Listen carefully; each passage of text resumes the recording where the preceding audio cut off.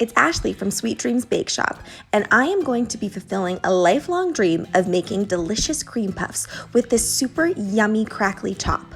I've made a bunch of cream puffs and choux pastry in my time, but I've never done this.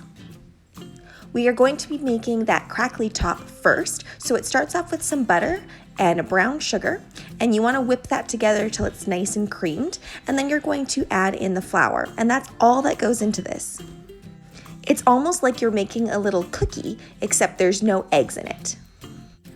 The recipe that I'm using, which I will link in the description below, suggested that we put this between a Ziploc baggie so that you don't have to lay down any extra flour, and it's working out pretty well. After placing that in the fridge, I am starting my choux pastry, which starts out with butter and boiling water, and then you add in your flour once everything comes to a boil. Mix it around until you form a nice dough ball, and then put that inside your KitchenAid mixer. The vanilla and the sugar is optional, but you do need to put in eggs one at a time until everything gets nice and glossy and comes together. You can let your choux pastry rest for a minute while you get your craquelin out of the Ziploc bag. I'm sure you could have gently eased the dough out of the Ziploc bag, but I decided to cut it open instead. Now you'll notice I'm using a small little cookie scoop, and I tried to choose a circle cutter that matched that scoop as best as I could. Now I'm making super oversized cream puffs, and I'm going to be using a larger circle cutter for the top. Now you might be wondering why I'm so excited to make this type of cream puff, but the topping is so delicious. And if you end up freezing a lot of your desserts like I do, then this craquelin top really helps keep everything nice and crisp. These were in the oven at 375 degrees Fahrenheit for approximately 40 minutes. I am veering away from the original recipe and just using a really simple whipping cream in the center of my cream puffs because that's what I enjoy the most.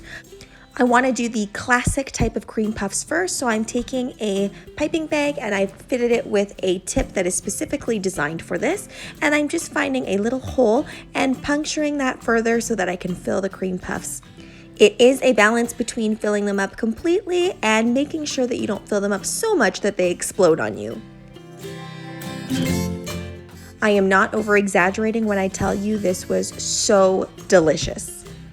Here I am filling up one of the more giant cream puffs, and surprisingly, I only had to bake these for an extra 5 minutes compared to the smaller ones. Cutting off the whole top is completely a style choice. You can do it however you please, but these fresh raspberries add such a nice tart note.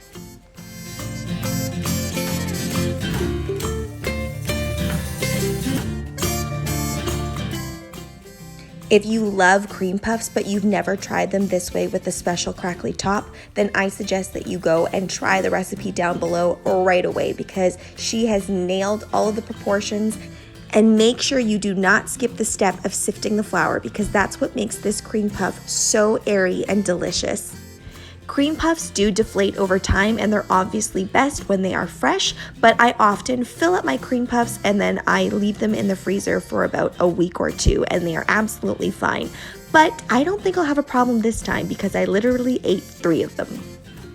Thanks so much for watching, guys. Don't forget to like, share, and subscribe so you can be part of this sweetie fam. Right now I'm uploading every day at 6 o'clock p.m. Pacific Standard Time.